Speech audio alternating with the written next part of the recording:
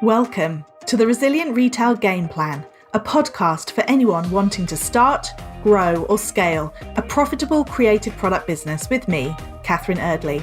The Resilient Retail Game Plan is a podcast dedicated to one thing, breaking down the concepts and tools that I've gathered from 20 years in the retail industry and showing you how you can use them in your business. This is the real nuts and bolts of running a successful product business, broken down in an easy, accessible way. This is not a podcast about learning how to make your business look good. It's the tools and techniques that will make you and your business feel good. Confidently plan, launch and manage your products, and feel in control of your sales numbers and cash flow to help you build a resilient retail business.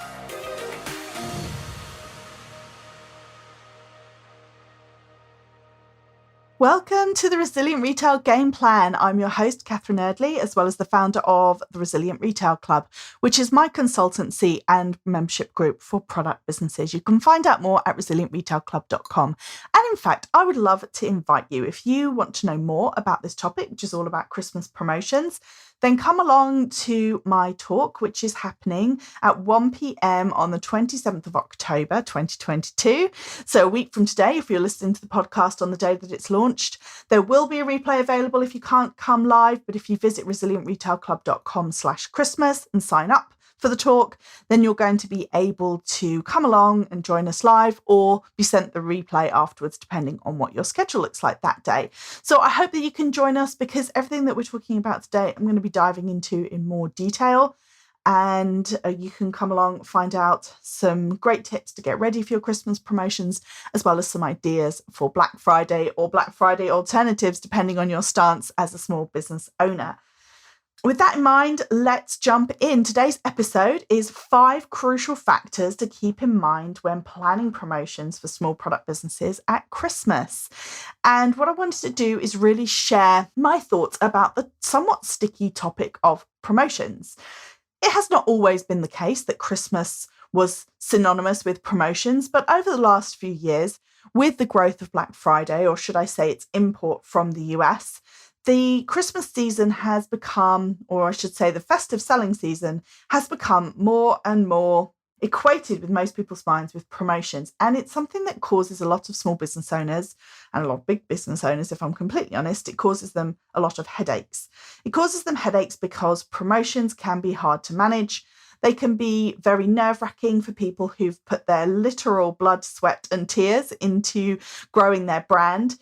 And it's something that a lot of people feel very uncomfortable with, and they worry about damaging their brand, the impact on it, what they should be doing, are they doing the right thing, how do they go about it, and basically what is the best strategy when it comes to promotions. Well, my job in big retailers, so 17 years in the high street, one of the things that I was responsible for was coming up with the promotional strategy for certain time periods, particularly Christmas. We would have that all mapped out, planned far in advance, and it was something that we spent quite a lot of time looking at, predicting what was going to happen, coming up with scenarios, forecasts, looking at the impact on profit, communicating with the marketing team what we needed, talking to the store teams when I worked for businesses that had big store chains about how we were going to execute them in store, basically spending hours and hours of my life talking about promotional strategy. So that's what I want to touch on today, how it translates for small businesses and how you can think about promotions during the festive season or during the fourth quarter. So I'm going to run through 5 things to keep in mind. But as I said at the beginning, if you want to know more about this topic and you want to get some specific ideas about getting ready and specific types of promotions that you can use, then come along to my talk and you can sign up at resilientretailclub.com/Christmas. Okay, so jumping in. First things first. The one thing that I want you to keep in mind, or to get clear in your head, that the word promotion does not necessarily equal a discount. A promotion, in my opinion, is simply a way for you to start a new conversation with your customer. It is you promoting something to your customer. It doesn't have to be a discount. In fact, I often think about promotions as running a whole spectrum, all the way from what you might call a very premium promotion, which is something that is all about a gift for your customer or an opportunity for your customer, all the way through to the other end of the spectrum, where you have got what I would call red sale, or your stock clearance sale, where you're selling things for maybe 50% off or other deep discounts like that. I'll be completely honest with you, the ones that are at the very distressed end of the spectrum, if you like, the sale end of the spectrum, they will have the biggest impact on your sales. But equally, as the word distressed suggests, they are the ones that are a little bit of a warning sign if they're used too much. So if you see a business that is constantly running a sale, constantly running a discount, for me personally, it always makes me ask questions as to why they're doing so many. And it just feels distressed. It feels like a business that is just trying to get money through the door. The other end of the spectrum, the premium end, is much less of an impact on your sales. So I don't really know many people who get huge upswings in sales because they were running some kind of a competition or a chance to enter into a giveaway, for example. Equally, they are still a promotion because it's a new conversation with your customer. To be honest, a new product launch is a promotion. That is in itself a new conversation to have with your customer. It's the other end of the spectrum. So think of them as a spectrum. And in my mind, the spectrum goes something like this. On one end of the spectrum, which is more premium, more full price focused, and probably less of an impact on sales than the other end of the spectrum, you have things like new product launches. You have things like competitions. So that would be giveaways. That would be collaborations with another brand where you're talking about something you guys are doing together. It could also be something like a gift with purchase, or even that a purchase is something that then allows you to enter into a competition. So that's kind of one end of the spectrum. Then we move on to things like an actual gift with purchase. So if you're giving away an item, so spend over £70, get a free candle, for example, would be a gift with purchase. Then you have things like perks, which are effectively a type of discount, but it's giving them something that they would have otherwise had to pay for. So that would be free shipping or free gift wrapping, something like that. So that is another example of a type of promotion. Again, some people actually have really good uptake on their free shipping weekends. And for some people, it will be like a little blip and not like a huge push. Free shipping promotion does not feel distressed. If you see a business offering free shipping, then it actually feels kind of nice, I think. So bear that in mind. The other kind of promotion, which sort of fits into this, is what we sometimes call a bounce back. So that is something like spend X amount, get a £5 voucher to spend off your next purchase, would be an example of a bounce back. Again, they don't feel super discounty. they more is about you saying, oh, if you buy from us, or we would use terminology, for example, when I worked in big retailers, we'd spend quite a lot of time thinking about the terminology, how we were actually pitching it.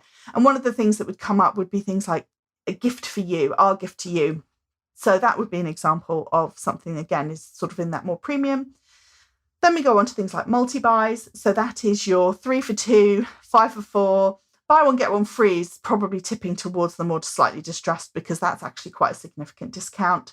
3 for 2, that's very common. Multi-buys, they're really good for the retailer because it encourages volume purchasing, but it's also a discount. And it's also not a discount that's available on everything. You have to buy a certain number. And then we go into things like selected offers. So that is, for example, let's say you're a lifestyle brand. You might say selected seasonal offers. So that might be that you have, I don't know why I'm picking on candles today, but you offer lots of different types of products, but you're offering a certain amount of discount off candles would be a selected offer. Then you go into what I think is probably one of the most profit damaging of all promotions, the 25% off everything, or the 20% off everything, 30% off everything, that type of promotion.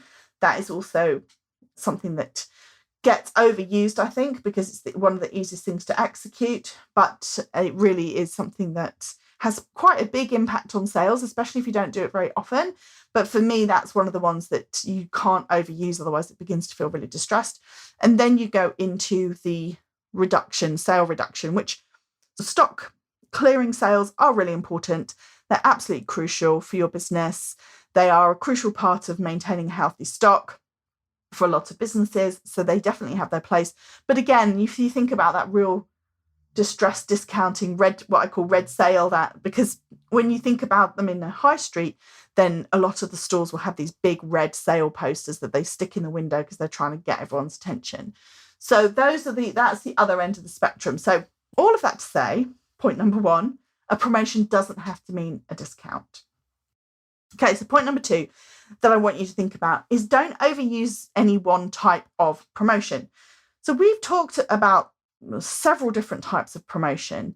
And the key thing here, especially when you get to those that sort of distressed end of the spectrum, you definitely do not want to be overusing them when it comes to planning out your fourth quarter. I would suggest that you think about all of them kind of like a recipe, that you've got little different bits and things that can work, but you don't want to use too much of one thing. So for example, one of my favorite sayings, the discounts are like spices, a little bit makes it interesting and too much ruins the dish. And that's really true when it comes to especially these blanket discounts. So that brings me on to point number 3, really, which is about looking at spacing out your promotions. So my suggestion is always for the fourth quarter, sit down, have a look at it as a 13-week period, and then go back to all of the different options that you've got for promotions and then pick the ones that you want to do at certain times and slot them in. You want to slot them in for 2 reasons. Number one, so that you can see that you're using lots of different types and keeping it interesting and mixing it up for the customer. And number 2, you can avoid crowding them. So for example, let's say you decide you're going to do a collaboration, but then that actually coincides with the day that you're doing a discount because you're taking part in an online fair, and it's also the same week that you are launching new products. What you suddenly find is your messaging gets very choppy and it's hard to really focus on one thing because you're talking about lots of other things at the same time.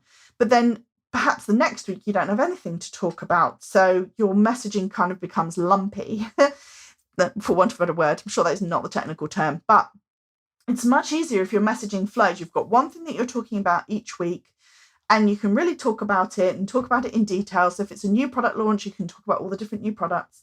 If it is a discount or an offer, you can really sort of cue that in and talk about it with your customers.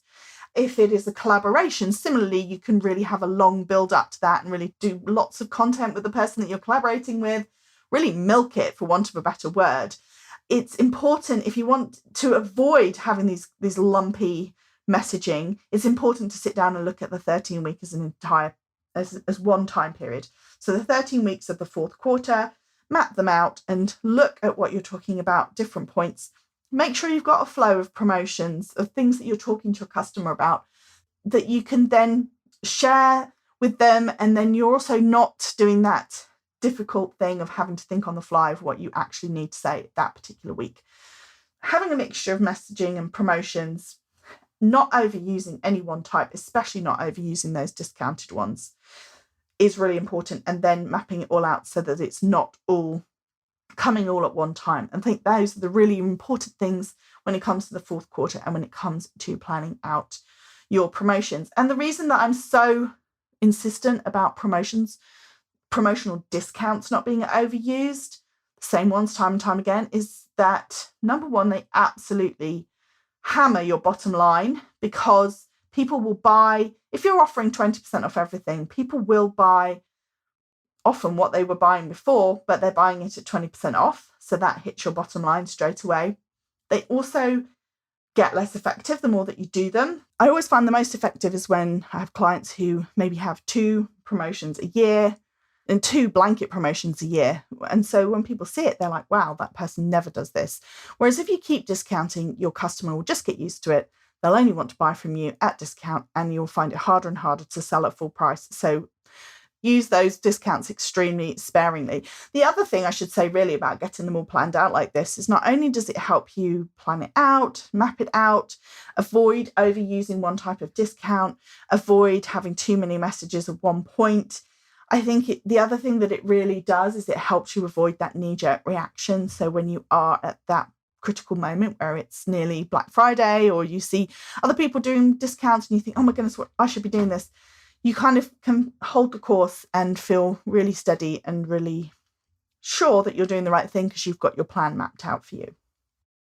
Okay, point number 4 that I wanted to make about discounts. Discounts look like they're for the customer, but they're actually for you. And it's what we've touched on already in terms of things like avoiding using blanket discounts, for example. It is absolutely worthwhile to have a couple of times a year where you would have a blanket discount. You can use that to really drive your sales during a peak selling period. So that is for you. That works for you. And if that does work for you, for your business, then I definitely recommend using it.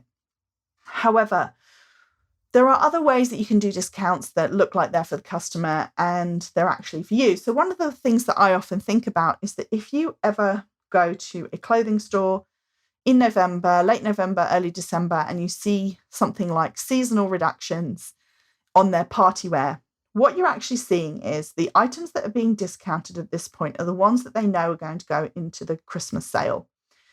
But they want to try and get as much as they can out of these. So instead of the 50% off that they know they're going to have to go to when it gets to Christmas sale, they're offering them for maybe £20 off or £30 off in the hope that they can clear through some of that stock so that when it gets to the sale period, they are going to have less stock to shift and less stock to mark down. I think it's something very similar for small businesses. Could you have selected offers where you look at the stock that you know that you've got too much of and you use that stock as the things that you would then discount for your seasonal offers? It doesn't have to be off everything. You don't have to do a blanket amount off everything. There's even a method of discounting where you say up to 30% off everything, or even I just saw, and it was from a small business as well, up to 50% off everything, which is a very eye-catching proposition. It is something that looks quite dramatic, up to 50% off everything. But what you find is words up to are really important, because if you say up to 50% off, then legally speaking, you have to have just 10% of your stock at that highest discount level. So let's say you've got stock and a certain portion of it is really, really slow and you know you want to hit it hard, and you decide you're going to clear it through at 30% off, and that is more than 10% of your stock. You could say up to 30% off everything, and you could, in theory, have 10% off most things and 30% off those really slow-moving lines. And so, again, that's quite an eye-catching message, up to 30% off everything. But when you drill down into it, or when the customer arrives on your website, they'll see differing levels of discounts according to the item. It can be a little fiddly. Not everyone also has the ability to do that on their website, so it might not be an option for everyone. But if nothing else, from this point, I'd just like you to shift your mindset so that when you're thinking about the promotion, you're thinking about what it's doing for you. Things like a promotion where it's a giveaway or a competition, that's really about you getting people's email addresses a lot of the time. So what are you actually hoping to gain from these promotions? You always want to be thinking about that. The different messages are really useful to help you think about having the different types of varied conversations with your customers. But you always want to know for every promotion, not what's in it for the customer, but what's in it for you. And gift with purchase is a good one. So let's say you've got some stock which is really just sitting there and it's not doing anything. Could you use that as your gift as purchase? Because it has a dual focus. It allows you to not only clear through the things that are taking up your space, time, money, effort, energy, but also encourage other sales. If you are going to be giving away free shipping, then what do you expect to get out of that? I always recommend setting yourself targets for your promotions as well. If you're going to offer free shipping, what kind of uptick do you expect to see on your sales? And make sure that you set yourself that goal so you know whether or not you've achieved it. A lot of these things will be trial and error. You will have customers that will respond more to some things more than others. So definitely do try things out. Keep testing and learning, but always look at it from the perspective of that promotion. If it is literally just money off for the customer and you're not getting anything out of it, whether it's stock clearance or uptick in sales, it's not worth you doing that kind of promotion. So if you offer 20% off and you maybe sell a bit more, but it doesn't seem to have that impact, it just hits your margin, then that would be the kind of thing that you would want to bear in mind next time, or when you're working on future seasons on your promotional strategy.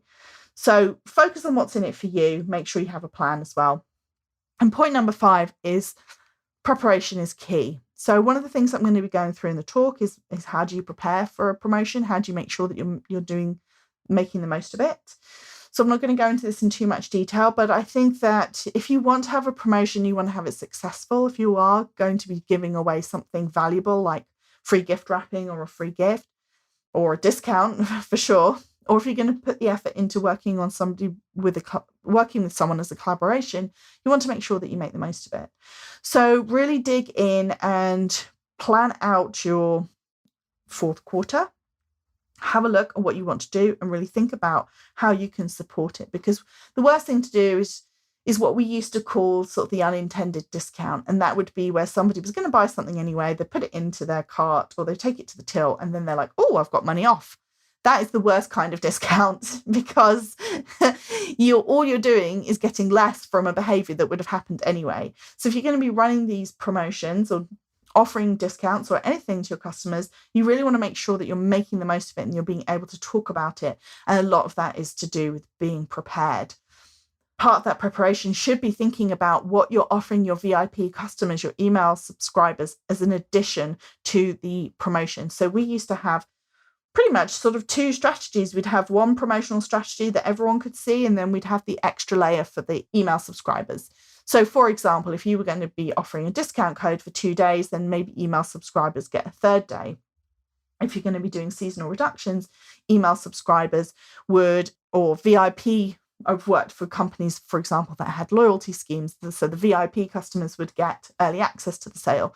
So always think about when you're planning it out, spacing it out, how you're going to promote it, how you're going to prepare it, but also think about what's the extra layer for your best customers, the people who've bought from you before, or the people who like you enough to sign up to your website and give you their email address. So there you go. Those are my 5 crucial factors to keep in mind when planning your Christmas promotions this year. If you want to know more about Christmas promotions, as well as some ideas, as well as more detail about how to get ready and make the most out of them, as well as more detailed chat about Black Friday, which we sort of touched on here, but didn't really get into detail, then come along to my free talk at resilientretailclub.com/Christmas. As I said, there is a replay available, but you need to be signed up to get it. So come along and find out more. We'll have an hour together, hour to hour and a half. Actually, you'll be able to ask questions as well if you come along live. I hope to see you there. If you have a moment to rate and review the podcast, I would really appreciate it. I am so grateful to everyone who takes the time to do that. And it really does help getting the word out for the podcast. And of course, if you subscribe or follow, you'll be the first to know about each new episode every single week. See you then.